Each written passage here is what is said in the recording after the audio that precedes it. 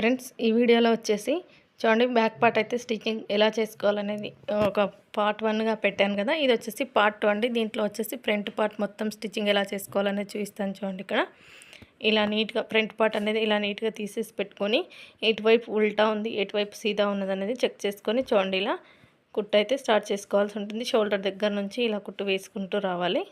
చూడండి ఇలా నీట్గా ఎడ్జ్కి వేసుకోవాలి. చివరికి ఈ విధంగా కుట్టు వేసుకుంటూ రావాలి. మనం భావించి ఖర్చుకు అనేది మెయిన్ క్లాత్ అనేది ఎక్స్ట్రాగా పెడతాం కదా, అలా ఆ ఎక్స్ట్రా ఉన్న క్లాత్ మొత్తం మళ్ళీ స్టిచ్చింగ్ అయిపోయిన తర్వాత జెయింటింగ్ అయిపోయిన తర్వాత కట్ చేసుకోవాల్సి ఉంటుంది. చుట్టూ ఉన్న క్లాత్ వచ్చేసి కట్ చేసుకోవాల్సి ఉంటుంది. ఒక్క సైడ్ అయితే అయిపోయింది. నేను ఎక్స్ట్రాగా ఉన్న క్లాత్ కట్ చేస్తున్నాను. చూడండి ఇక్కడ మీరైతే కొత్తగా నేర్చుకున్నవారైతే ఫస్టే కట్ చేయకండి. 2 ఫ్రంట్ పార్ట్స్ జెయింట్ చేసుకున్న తర్వాత కట్ చేయండి. నాకంటే బాగా అనుభవం ఉంది కాబట్టి నాకు ఏది ఎటు వేయాలో వేస్తున్నప్పుడే అర్థమవుతుంది కాబట్టి నేను కట్ చేస్తున్నాను. కానీ మీరు కట్ చేయకండి. 2 ఫ్రంట్ పార్ట్స్ జెయింట్ వేసుకున్న తర్వాతే ఎక్స్ట్రా క్లాత్ అనేది కట్ చేయండి. చూడండి నాకు ఒక సైడ్ అయిపోయింది. ఇప్పుడు వచ్చేసి ఇంకొక సైడ్ చూపిస్తాను. చూడండి ఇలా దానికి ఆపోజిట్లో ఇలా పెట్టేసుకుంటే సరిపోతుంది అనమాట. నెక్ ఇలా పెట్టేసుకొని ఇంకొక సైడ్ కూడా జెయింటింగ్ అయితే వేసేస్తున్నాను. చూడండి ఇక్కడ ఇలా నీట్గా సర్దేసుకొని ఇలా ఎటు కూడా తగ్గకుండా చూసుకోవాలి. క్లాత్ అనేది ఇలా షోల్డర్ దగ్గర నుంచి కుట్టు వేసుకుంటూ రావాలి. అడ్జస్ట్ చేసుకుంటూ క్లాత్ అనేది ముడతలు లేకుండా నీట్గా పెట్టేసుకుంటూ మనం పై క్లాత్ కొంచెం ఎక్స్ట్రాగా కట్ చేసాం కాబట్టి కొంచెం ముడతలు వచ్చే అవకాశం ఉంటుంది. లూజ్గా ఉంటుంది ఒక్కొక్కసారి. అలా రాకుండా మన చేతులతో ఇలా తట్టినట్టుగా పట్టేసుకొని నీట్గా సెట్ చేసుకుంటూ చివరిన అంచులకి ఒక కుట్టు వేసుకుంటూ రావాలన్నమాట. చూడండి ఇక్కడ కొంచెం నాకు లైనింగ్ కంటే లోపల లైనింగ్ కొంచెం ఎక్స్ట్రాగా వచ్చినట్టు అనిపించింది. అందుకని అక్కడ విప్పేసి మళ్ళీ నీట్గా సెట్ చేసుకొని కుట్టు అయితే వేస్తున్నాను. చూడండి ఇక్కడ కుట్టు అయితే వేస్తుంటే కరెంట్ పోయిందండి. అందుకే మధ్యలో డిస్టర్బెన్స్. మళ్ళీ కరెంట్ వచ్చిన తర్వాత స్టార్ట్ చేశాను. చూడండి ఇక్కడ ఇలా స్ట్రైట్గా కుట్టు వేసేసుకొని ఈ విధంగా ఎక్స్ట్రాగా ఉన్న క్లాత్ మొత్తం కట్ చేయాలి. చూడండి ఎక్స్ట్రాగా ఉన్న శారీలోని క్లాత్ మొత్తం నీట్గా కటింగ్లో కట్ చేసేసుకోవాలి. ఇలా నీట్గా మొత్తం కట్ చేయాలి. ఇంకొక వైపు ఆల్రెడీ నేను కట్ చేసి పెట్టాను కదా, ఒక్క సైడ్ మాత్రం ఇప్పుడు కట్ చేస్తున్నాను. చూడండి ఇక్కడ ఇప్పుడు వచ్చేసి ఫ్రంట్ డాట్స్ చూస్తాను. చూడండి ఎలాంటి మార్కింగ్ లేదు, టక్స్ లేవు. షోల్డర్కి ఎదురుగా ఇలా స్ట్రైట్గా పట్టేసుకొని చూడండి మళ్ళీ ఒకసారి చూపిస్తాను. ఇలా షోల్డర్కి ఇలా మిడిల్లో మధ్యలోకి సెంటర్కి ఇలా పట్టేసుకొని ఈ విధంగా స్టిచ్ అయితే వేసుకోవాలండి. ఒక 1 ఇంచ్ గ్యాప్తో పొడవు వచ్చేసి 2.5 ఇంచ్ పొడవుతో వేసేస్తున్నాను. ఇక్కడ చూడండి ఇలా 2.5 ఇంచుల పొడవు డాట్ అనేది సరిపోతుందండి. 2.5 ఇంచ్ అనేది హైట్ ఎక్కువగా ఉంటే మాత్రం 3 ఇంచెస్ వరకు వేసుకోవచ్చు. కానీ నేను 2.5 ఇంచ్తో మెయిన్ డాట్ వేసేసాను. ఒక సైడ్ వచ్చేసి మిడిల్కి ఇలా నీట్గా ఇప్పుడు వీడియోలో చూపిస్తున్నట్టుగా అలా మర్చేసుకొని సేమ్ 2.5 ఇంచ్ లేదా 2 ఇంచెస్ నేనైతే 2.5 ఇంచ్కి వేసేసాను. ఇంకా 4th డాట్ వచ్చేసి చూస్తున్నారు కదా, మన క్రాస్ బెల్ట్ నుంచి పైకి ఒక 2 ఇంచెస్ అలా పైకి పెట్టేసుకొని పొడుగ్గా వేసుకోవడమే. మెయిన్ డాట్ని బేస్ చేసుకొని లాగితే చూసారు కదా ఆమ్ రౌండ్ సైడ్ అనే డాట్ వచ్చేసింది. చూడండి మీ కళ్ళ ముంగటే తీసాను కదా కప్స్ పెట్టినట్టుగా ఎంత బాగా వచ్చిందో. ఈ విధంగా రావాలన్నమాట డాట్స్ వేసినప్పుడు. ఇంత పర్ఫెక్ట్గా రావాలి. ఎలాంటి మార్కింగ్ లేదు, ఎలాంటి టక్స్ పెట్టలేదు, ఎలాంటి గీతలు గీసుకోకుండా వేసేసాను. చూడండి అలాగే పర్ఫెక్ట్ కొలతలతో చెప్పగలను. ఈ విధంగా కూడా కుట్టగలనండి. ఇంకొక సైడ్ కూడా సేమ్ అలానే షోల్డర్ దగ్గర నుంచి స్ట్రైట్గా పట్టేసుకొని చూడండి 2.5 ఇంచుల పొడవుతో 2 ఇంచెస్ గ్యాప్తో మెయిన్ డాట్ అయితే వేసేసాను. చూడండి ఇంకొక డబల్ స్టిచ్ అయితే వేస్తున్నాను ఇక్కడ. ఇప్పుడు వచ్చేసి ఒక సైడ్ మిడిల్కి సెంటర్కి మర్చేసుకొని 2.5 ఇంచ్ పొడవుతో మిడిల్ సైడ్ కూడా వేసేసుకున్నాను. చూడండి ఇక్కడ ఇప్పుడు వచ్చేసి సైడ్ వైపున 4th డాట్ చూస్తున్నారు కదా, 3 ఏళ్ళు పెట్టి చూపించాను. ఆ విధంగా చూసుకొని పొడుగ్గా మనకు డాట్కి 1.5 ఇంచ్ గ్యాప్ వరకు వచ్చేంత వరకు వేసేసుకుంటే సరిపోతుంది. చూడండి ఇక్కడ కరెక్ట్ వీడియో తీద్దామన్నప్పుడే దారం ఎక్కువగా తెగుతుంది అనమాట. చూడండి 4th డాట్ అయిపోయింది. ఇప్పుడు వచ్చేసి ఆమ్ రౌండ్ సైడ్ ఉండే డాట్ మెయిన్ డాట్ని ఇలా పట్టేసుకుంటే ఆమ్ రౌండ్ సైడ్ ఉండే డాట్ అనేది ఈ విధంగా లాగితే వచ్చేస్తుంది స్ట్రైట్గా. చూడండి దానిపైన చూడండి ఇలా కుట్టు వేసుకుంటూ రావడమే. 4th డాట్ కూడా అయిపోయింది మనకి. ఆమ్ రౌండ్ సైడ్ డాట్ అయిపోయింది. చూడండి ఎంత బాగా వచ్చిందో. ఇటు సైడ్ కూడా కరెక్ట్గా పర్ఫెక్ట్గా వచ్చేసింది ఫ్రంట్ పార్ట్ అనేది. మనకు arm round side dot main అండి. ఈ 2 డాట్స్ మీదే బ్లౌజ్ బాగా ఫిట్టింగ్గా కూర్చుంటుందన్నమాట. ఇప్పుడు వచ్చేసి క్రాస్ బెల్ట్లు ఎలా వేసుకోవాలనేది చూపిస్తున్నాను చూడండి. ఈ విధంగా 2 ఫ్రంట్ పార్ట్స్ ఒకే దగ్గర ఇలా పెట్టి చెక్ చేసుకొని మనకి ఏమైనా తేడా ఉందా కరెక్ట్ ఉందా అనిపిస్తే మనకు 2 కరెక్ట్గా వచ్చేసాయి. చూడండి ఇక్కడ పర్ఫెక్ట్గా వచ్చేసాయి. ఎక్కడ ముడతలు లేకుండా లూజ్ లేకుండా వచ్చేసాయి అన్నమాట ఫ్రంట్ పార్ట్. ఇప్పుడు వచ్చేసి క్రాస్ బెల్ట్లు ఎలా అతుక్కోవాలనేది చూపిస్తాను చూడండి మీకు.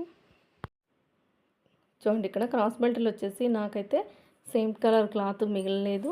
ఉన్న క్లాత్లోనే 1 pieces main cloth, 1 pieces lining cloth cut చేసుకున్నానండి. ఆల్రెడీ 3 లేయర్స్ వేస్తారు కదా, అంటే ఈ క్లాత్కి మాత్రం సేమ్ కలర్ క్లాత్ లేదు ఇంకా, అందుకని నేను 2 పీసెస్తో క్రాస్ బెల్ట్లు అయితే వేసేస్తున్నాను. చూడండి ఇక్కడ ఈ విధంగా చూడండి.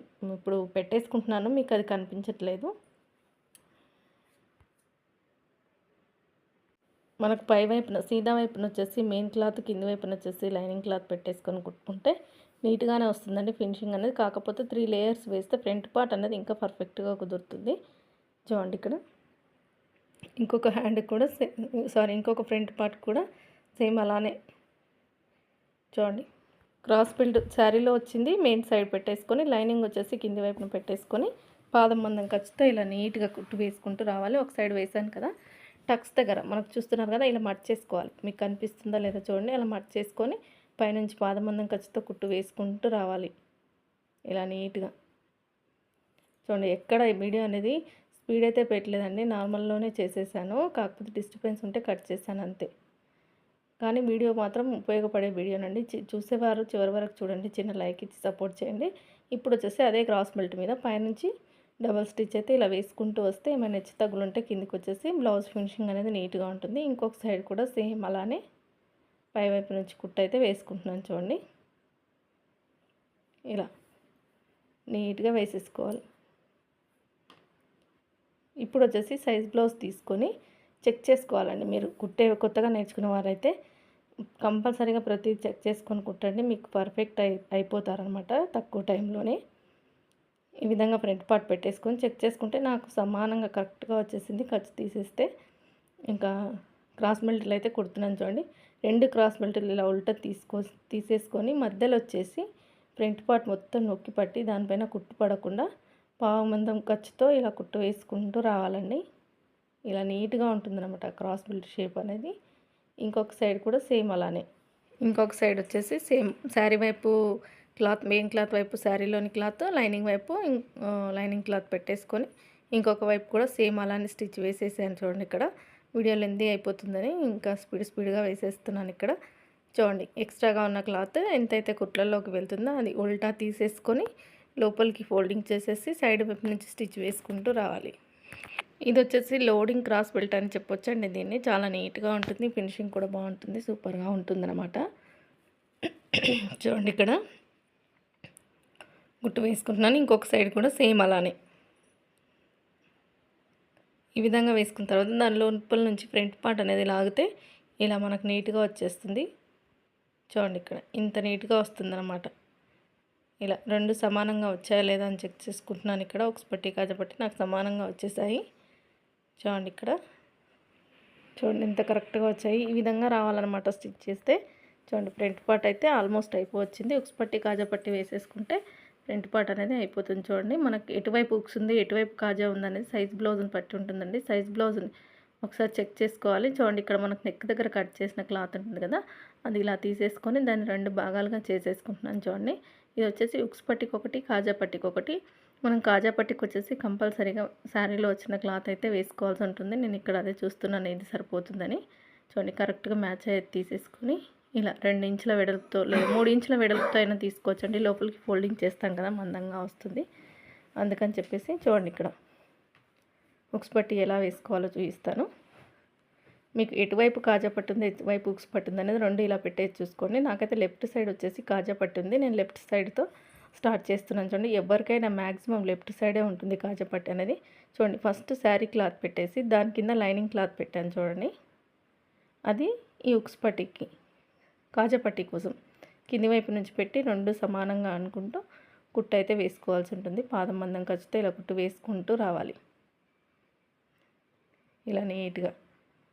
ఇంకొక సైడ్ వచ్చేసి మనం కాజా పట్టి కింది వైపు నుంచి పెట్టాం కదా, ఉక్స్ పట్టికి వచ్చేసి పై వైపు నుంచి పెట్టాలి. చూడండి ఇక్కడ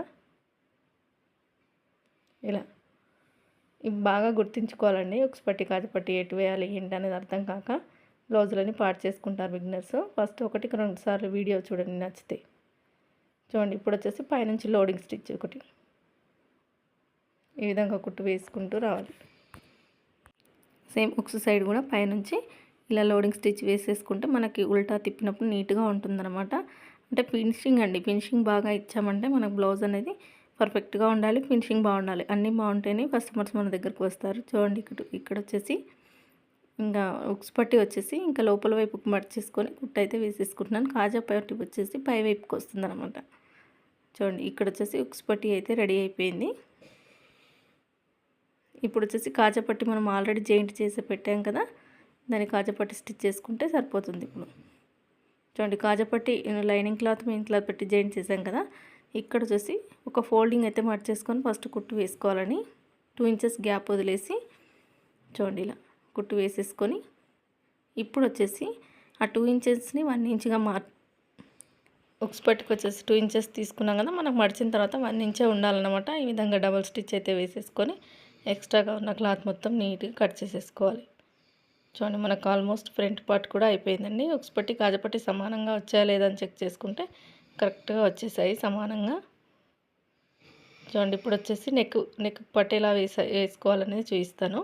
ఒకసారి అయితే ఫ్రంట్ నెక్లో అయితే చెక్ చేసుకుంటున్నానండి ఏమైనా తగ్గాయా అని చెప్పేసి. నాకైతే ఏమీ తగ్గలేదు, పర్ఫెక్ట్గా వచ్చేసాయి. చూడండి ఇక్కడ నెక్ దగ్గర ఒక 1/2 ఇంచ్ కుట్టు అయితే వేసేసుకొని ఆ క్లాత్ అయితే తీసేసుకుంటున్నాను. చూడండి ఇలా హెచ్చు తగ్గులుగా ఉంది కదా, తీసేసుకోవడానికి ఫస్ట్ ఒక స్టిచ్ వేసేసుకొని ఆ హెచ్చు తగ్గులు మొత్తం నీట్గా కట్ చేసేసుకున్నాను. చూడండి ఇప్పుడు బ్యాక్ పార్ట్ షోల్డర్స్ అయితే జాయింట్ చేస్తాను. ఇంకొక వీడియోలో వచ్చేసి ఫ్రంట్ పార్ట్ హ్యాండ్స్ నెక్కు పట్టి మెడపట్టి ఎలా అతుక్కోవాలనేది చూపిస్తాను. వీడియో చూస్తున్న అందరికీ మరొకసారి థ్యాంక్ యూ సో మచ్ అండి. వీడియో చూస్తున్న ప్రతి ఒక్కరు చిన్న లైక్ అయితే ఇచ్చి ఛానల్ని సపోర్ట్ చేయండి. చూడండి డబల్ స్టిచ్ అయితే వేసేస్తున్నాను నెక్ దగ్గర వచ్చేసి. వీడియో చూస్తున్న అందరికీ థ్యాంక్ యూ సో మచ్ అండి. చిన్న లైక్ ఇచ్చి సపోర్ట్ చేయండి.